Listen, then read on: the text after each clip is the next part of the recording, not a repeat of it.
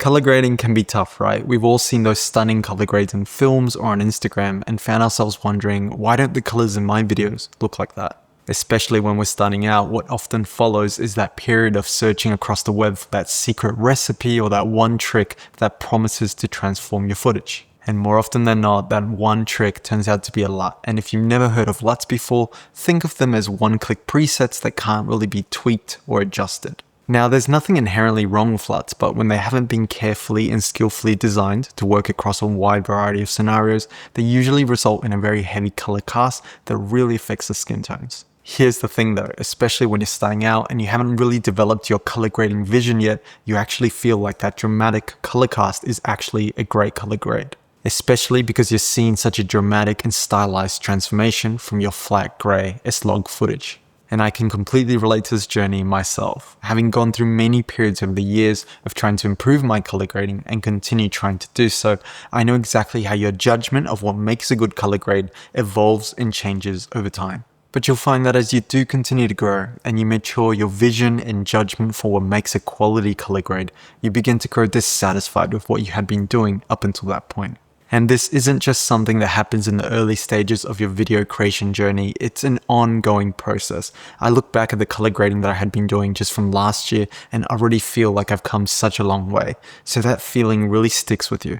You start to realize that there's a very fine line between a quality color grade that is stylistic but feels intentional and considerate, and one that may be dramatic but feels overdone. You begin to see that the real skill in color grading is actually in the subtlety and balance of it. It's in the preservation of color separation and skin tones while still being able to achieve that refined, polished look that feels stylized and intentional but not overdone. Once you see this, you also begin to understand how hard it actually is to achieve that right balance, and honestly, not being able to achieve it is really frustrating because we treasure and pour so much effort into filming our footage that we want the absolute best for it. It could be an elaborate commercial that you have the opportunity to create for a big brand that you really value and respect, or a wedding video that's absolutely priceless to the couple. You just want to make sure that all of that effort that you put into the production doesn't go to waste with a bad color grade. For me personally, it was my trip to Japan video where this really hit home. I tried so many different color grading systems and approaches before finally settling on the FilmUnlimited color grading system, which at the time felt like it got me closest to be able to create a stylized film emulated look while still feeling well balanced. I carefully worked shot by shot trying to bring out the best in my images from this trip that was so important to me. And at the time, I felt like they looked great and overall was a solid improvement in my color grading from my past work. But recently, I had the opportunity to try a new set of color grading tools from PixelTools that definitely made me reevaluate my color grading and once again see it in a new perspective. Jason Bodak, both a professional colorist and finishing artist from LA and the founder of PixelTools, actually came across the video of the B-roll fade and finish tool that I had recently launched and really enjoyed it. From there, he reached out to me about their prime/grade and split/tone tools and was wondering if I would be interested in simply trying them out. There was absolutely no pressure to give a positive review or anything like that. It was just an open invitation to test them. If I liked them, I was welcome to make a video where I could speak my mind, provide feedback, and share my true thoughts. So I just want to make it crystal clear that everything you're hearing in this video is my own honest opinion. Before we dive into the tools themselves, I just want to point out something important. All of the DaVinci Resolve tools that I'll be discussing in this video come in a DCTL format. If you've never heard of DCTLs before, it stands for DaVinci Color Transform Language. It's simply a type of third-party plugin that can be loaded from the effects panel in the color page of DaVinci Resolve. And the reason that I'm bringing this up now is that it's important to keep in mind that DCTLs are only available for paid users of DaVinci Resolve Studio and are not compatible with a free version of DaVinci Resolve. My first impressions of PixelTools actually began on their website. After Jason reached out, I went and had a browse. I immediately noticed a real sense of professionalism. Right from the get-go, these tools are advertised as being used and trusted by top studios like Disney, Apple, Amazon, and others. With Jason himself being an actively working professional colorist and finishing artist in LA, you start to see that these tools are built by professionals for professionals with real feedback that influences their design and functionality. And more so, these tools are built in collaboration with Carl Hendrickson, who is not only a professional colorist, but a certified master trainer of DaVinci Resolve and has extensive experience in DCTL development. As I downloaded the demo versions of these tools before deciding to partner up with PixelTools for this video, I quickly saw that this wasn't all just marketing fluff. It's a true philosophy embedded in these tools, which is creating expert-grade tools that are ready and trusted for these top studios with the required features to meet those high-quality needs, but still simple to use, understand, and accessible to creators across all skill levels. And as we go deeper into the video, I think you'll start to see exactly what I mean. Let's start with the prime/grade tool. This tool is designed to efficiently and cleanly handle all of your primaries. What this means is that after doing your initial color space transformation, which is taking your log footage to your desired display output, which for us is Rec 709, and we'll look into this a bit later in the video, you can adjust all the settings needed to get the correct exposure, balance your temp and tint, set your contrast, and adjust your saturation. Now you might be wondering, why do I need this tool when I can already do all of this in DaVinci Resolve? Well, it's not just about being able to do this efficiently in a single node with intuitive sliders that work in a clean DaVinci Resolve layout. It's really about the peace of mind that the tool gives you, knowing that the sliders are set up to achieve the best possible results without having to wonder which one of the many methods in DaVinci Resolve you should be using. For example, should you be tweaking your exposure or temp tint balance with the gain wheel, the offset wheel, or some other method like the HDR wheels that someone else recommends? It's also about how easy it is to see, create, and tweak a smooth contrast curve that preserves the detail in the highlights and shadows of your image while allowing you to introduce contrast in a refined way. And what really surprised me about this tool was seeing that the quality of this contrast curve goes far beyond just improving the shadow and highlight sections of the image. It actually plays a huge role in the richness of the skin tones. I started to see that creating contrast with the flare, pivot, and contrast sliders of the tool was bringing out the skin tones in a cleaner, richer, and more true to life way than I had achieved in the past with other methods. This in particular really made me rethink my color grading, and you'll start to see more of what I mean later when we look at some comparisons. Apart from the quality results that I was achieving, I continued to see the expertise behind the tool in its features. Not only does it integrate a range of checker tools that PixelTools has developed to ensure that you can achieve the best exposure and color balancing, and even a negative checker to ensure that there are no negative values in your color grading that might lead to your finalized video being rejected by the quality control processes of large studios, but it even gives you the ability to tweak the specific methods in how the tool actually applies these exposure and contrast changes. From my experience, most color grading tools will simply provide you with a slider and that's it. This additional degree of control of actually being able to tweak the specific methods behind the sliders really sets it apart and shows the flexibility that the tool offers. The default settings that are already set when the tool loads are excellent, but having that ability to make those further advanced adjustments and in such a quick manner if needed really makes it feel like you're making a worthwhile investment in a flexible tool that can adapt and be used for a wide range of different scenarios. After your primaries have been set, we can move on to the split/tone tool. This is a look development tool, which means this is where you'll be creating or further enhancing the creative look of your image through the split toning method. Many of those gorgeous color grades in films or on Instagram that you and I both aspire to create are built on the underlying principle of introducing or enhancing specific colors in the scene. Often this is done to create a form of color harmony, with the most common one being complementary colors. The split tone that I personally use the most is introducing cooler colors like different shades of blue in the shadows to complement the warmer shades of colors in the skin tones. And generally speaking, this particular split tone of introducing cooler tints in the shadows and warmer tints in the highlights is what you'll find that many LUTs and film emulation systems aspire to do. However, the actual nuanced ability to introduce or enhance these colors is where I found they really differentiate from one another. Especially with my goal of creating a stylized yet intentional, refined polish grade that preserves color separation and leaves skin tones looking true to life without feeling overdone, the quality of how nuanced I'm able to integrate these cooler and warmer tints becomes quite crucial. And honestly, I think that this split/tone tool is one of the best tools I've come across for careful and refined infusion of colors in an image, and in just a moment I think you'll see why. The tool comes in two key versions, one called Hue and another called RGB. From there, you also have the choice of basic or advanced, depending on how detailed the split toning refinement for your image needs to be. For me, personally, I found that the Hue Advanced version is the one that I tend to lean towards, but the RGB version can be very handy when you really want to push the strength of the split tone colors even further. When you load the tool, you're greeted with all of these options to dial in the exact color hue and its strength at the exact point of the curve and thus your image without having to use the qualifiers in DaVinci Resolve. Not having to use the qualifiers is not only great for efficiency, but I find that a method like this, with so much room for refinement, allows me to achieve a similar result that's more naturally infused in the image rather than trying to mask and isolate different portions while still trying to keep everything looking natural. Furthermore, with the split/tone tool, if you do end up needing to isolate the split tone effect, you can do so with a built-in single slider sat mask that allows for that additional degree of control of being able to limit where your split toning will be applied while still being efficient and easy to use. Again, just like the prime/grade tool, you can really see how these tools are designed with an underlying expertise. Take a quick look at other split toning sliders in DaVinci Resolve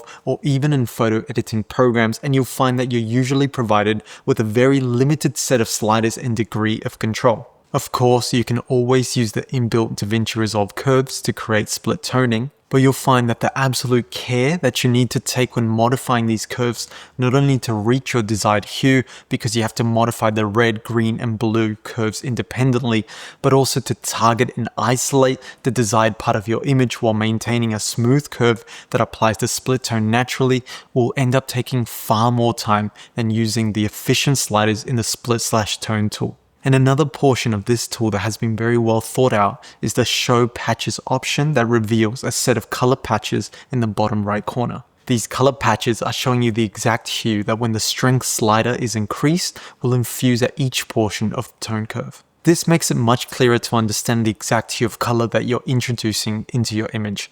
It seems small, but being able to see all of the exact hues laid out like this is actually more of a time saver than you would think. And it's these simple but very clever design choices in both efficiency and ability for nuanced refinement that to me make it clear that this tool was built by actively working professionals in the industry and respects the ideas of subtlety and balance in color grading.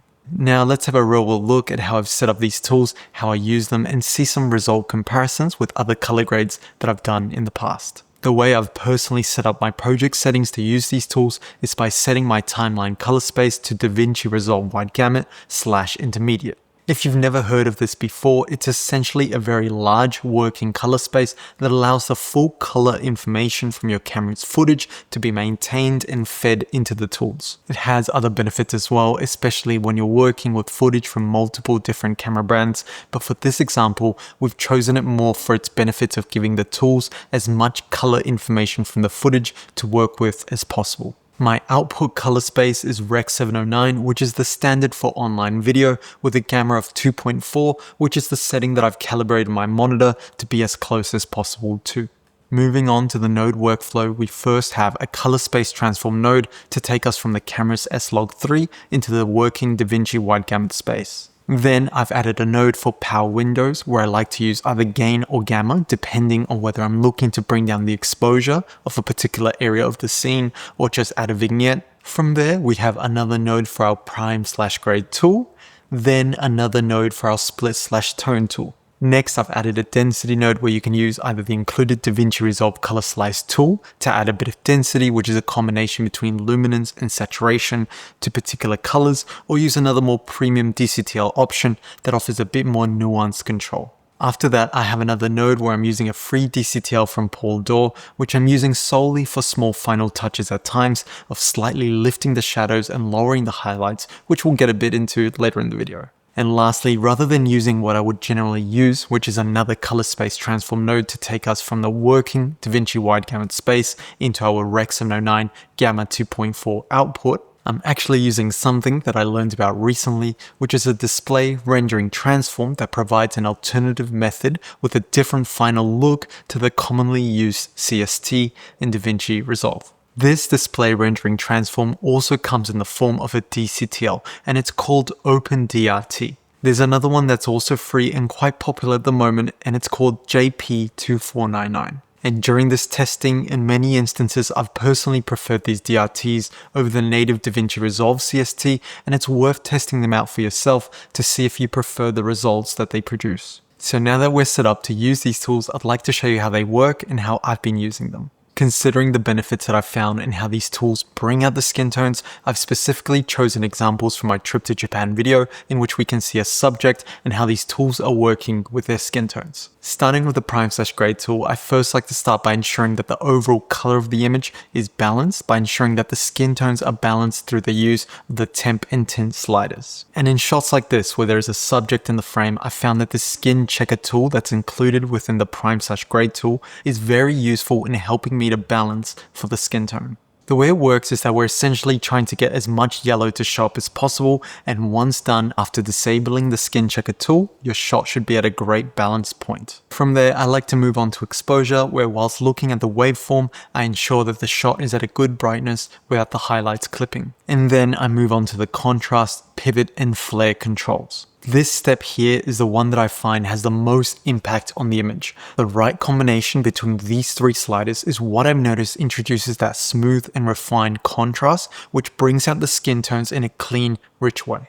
Now, of course, you can't just experiment with these sliders until you achieve your desired look, but there is a way to really bring out the best of your footage, and that's through ensuring that the pivot point is set to what's called the middle gray of the footage. And you can find this through the help of the exposure/chart DCTL that is available free as part of the free color grading toolkit on the PixelTools website. Now, as I'm still learning and getting more familiar with how to consistently do this myself, I won't go into too much detail on how to find middle gray here, but instead we'll link a video that shows you exactly how to do this. But I will say that in my brief testing, this middle gray method has led me to the best results. Once the contrast has been set, I then turn to the flare tool, which I use to further push the blacks a bit more and give the shot a little bit more punchier blacks. And while I'm at it, I'll also briefly experiment with the fill tool, especially if I feel like it would need to slightly brighten up the general ambience of the shot if it now feels a bit too dark or contrasty after these previous adjustments. And to finish up with the prime/grade tool, I bring up the saturation slider to my liking and just bring up the color a little bit more in the shot. From there, I move on to the advanced hue version of the split/tone tool. I first like to enable the show patches option, which will display those color patches that I mentioned earlier, showing us exactly the hue of the color that will be infused once we increase the strength of that specific portion in the curve. Second, when using the middle gray method that I mentioned before when covering the prime/grade tool, I also like to match the pivot slider to the same middle gray position as the prime/grade tool. From there, I generally like to begin by increasing the low strength slider to an appropriate amount where I can see that it's having an effect on the image and adding color into the shadows. I will then fine tune the hue to one that I feel complements the scene the best through the low hue slider, which generally for me tends to be the cooler tones for the shadows, but of course this varies depending on the look for your specific project. Following this, I like to use the low sub/add slider to control the method in which that color is infused into the scene. Generally for shadows, I prefer to lower this slider as it applies the color in a darker, more infused manner. Lastly, I would use sliders such as the clean blacks and potentially, if needed, the sat mask slider to further infuse the cool tones in the shadows while preserving or even creating more color separation and leaving the skin tones largely unaffected. This method that we've just gone through, I would repeat and apply where I feel it's needed with the remaining sections of the tone curve to potentially infuse color into the other sections of the scene, such as the mids and highlights. And at this point, the majority of our color grading is mostly done. And now the following nodes in the color grading node tree that I'm using here are mostly just for adding some final touches. I use density on some shots to darken and saturate or sometimes slightly shift the hue of some select colors. Then for some shots, I use the gray DCTL from Paul Dor to slightly lift and fade the shadows or at times bring down the intensity of the highlights in the shot. And lastly, in the OpenDRT node, I mostly leave it as is. But on some shots, I do like to change the creative white option to another setting, such as D55, which shifts the white point of the scene from a neutral white to a warmer white.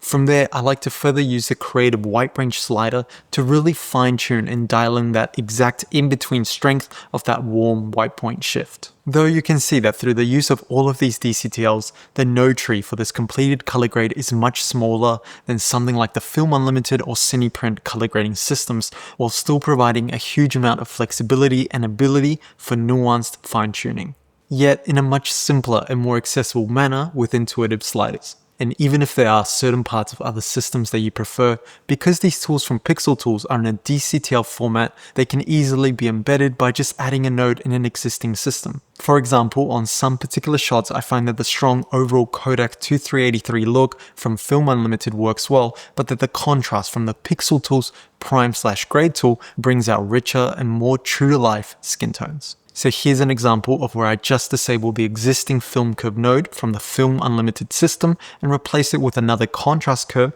built using the prime/grade tool. There's always the flexibility to use these tools in that way and ultimately choose the best tool for the job. Now let's go back to the color grade that we had just created a moment ago and see how it compares to the past grade that I had done using solely the FilmUnlimited system for this shot. At the time, I put a lot of effort into trying to achieve the best possible look for each and every shot that was part of this trip to Japan video that means so much to me. And while of course over time my color grading vision and ability to apply that vision has improved, I think it's fair to say that this new color grade with these tools is better and closer to my goal of creating a stylized yet intentional refined polished grade that preserves color separation and leaves skin tones looking true to life without feeling overdone. And surprisingly, this was achieved in a much more simple, streamlined, and approachable workflow.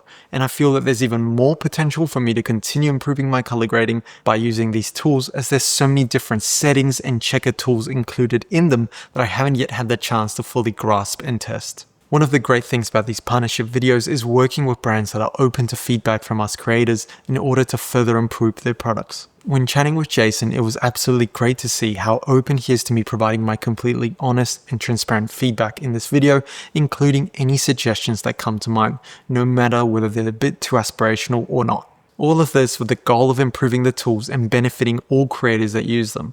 While not all of my suggestions may be possible, I'm grateful for this opportunity to share my personal suggestions with you. Starting with the prime/grade tool, I personally feel that there are two additional sliders that could be added to the tool. First, some sort of slider that allows me to bring down the highlights. While this may be more of a creative choice rather than a technical one, at times I do like to slightly roll off or compress the highlights, and I did feel that the tool was missing a way to do this. And vice versa, I did feel that the tool is missing a slider that allows you to slightly lift the blacks. Again, these are more creative choices rather than technical ones, but I did personally feel that these could be included in the tool. Overall, I just wanted that little bit more control in the most bottom and top sections of the curve, and did feel that this functionality could be included in the same prime/grade tool. Instead, to add these small finishing touches to the curve, I've been using this other free DCTL from Paul Dore in the node tree, but if possible, it'd be nice to have these two additional sliders to be brought into the prime/grade tool. Moving on to the split/tone tool, I was thinking it might be useful to be able to quickly and easily, temporarily, bypass the strength slider of each individual stage of the tone curve. At the moment, there's only an option to bypass the entire split/tone effect, but there have been times where I wanted to quickly isolate and see the effect that solely a single particular channel, such as the low-mid slider for example, is independently having on the image without the effect of the other channels. At the moment, to temporarily check this, I'd have to reduce the strength of the other channels and note down or remember their original strength, only to have to later return them to their original position. Well, this feature is probably more on the aspirational side, and I'm not even sure if it's possible to do within DaVinci Resolve. It'd be handy to be able to trigger this isolated bypass where only the effect of that specific channel is shown by just clicking and holding down the mouse on the name of the desired channel, and then having the image return to normal once you let go. Of course, this is not a deal breaker, but rather a small personal suggestion that could help to even further streamline the color grading process. Lastly, my final suggestion is more around the examples of the tool on the website. For both of these tools, but especially the split/tone tool, I feel that their strengths lie in the ability for careful, nuanced, and refined adjustments, which ultimately result in a quality color grade. However, personally, I feel as though the examples on the website are more on the dramatic, stylized side and don't really show the precision and balance that this tool can achieve. Now, of course, I understand that in general, the examples are going to be a bit more dramatic in order for someone to understand what the tool does at a quick glance. But I was thinking that it might be worth looking into whether other colorists from these high-end studios who use these tools can provide permission for their work or work from yourself that you're allowed to use to be featured as examples on the website. I feel that many users would be drawn to seeing that these tools that they're considering purchasing has been used on professional work. Even better if some of these colorists or yourself could do color grade breakdowns for professional work in which these tools have been used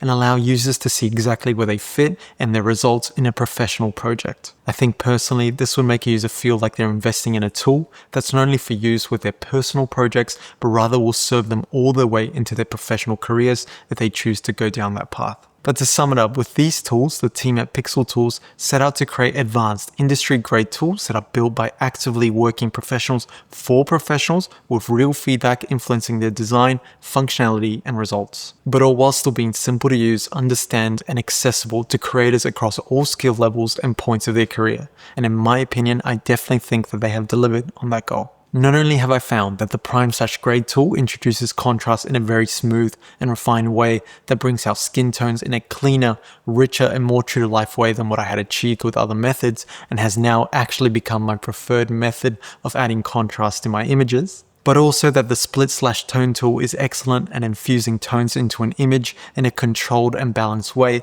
that either adds or preserves color separation while leaving skin tones largely unaffected or without the use of qualifiers. And all of this is packaged with industry-grade checker tools that provide an aspiring colorist with the same tools that would be used in a high-end studio, and also helps them to color grade in a more intentional and expert method. But also while being a tool that a trained industry professional can pick up, work in a streamlined manner, have all these important quality control checker tools immediately available to them, and not feel limited or left feeling that these tools are more for an enthusiast rather than a professional. So ultimately, if you're someone like me who seeks to create a refined, polished color grade that achieves that balance of creating a stylized look while still maintaining rich, true-to-life skin tones and distinct color separation, I would urge you to give these tools a try. They've definitely brought me closer to that goal. And after hearing all of this, if you feel like this is in fact the right tool for you, my recommended next step is that you download and try the free demos from the PixelTools website. These tools are an investment for your color grading career, and with the free demos that PixelTools offers, you can see the results for yourself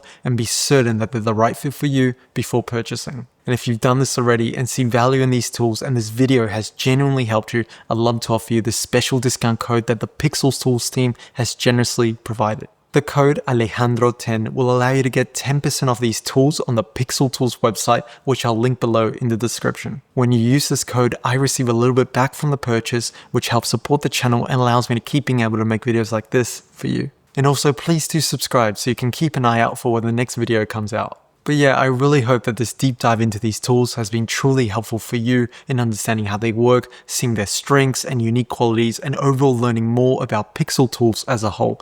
Thank you guys for being here. I'll see you in the next one.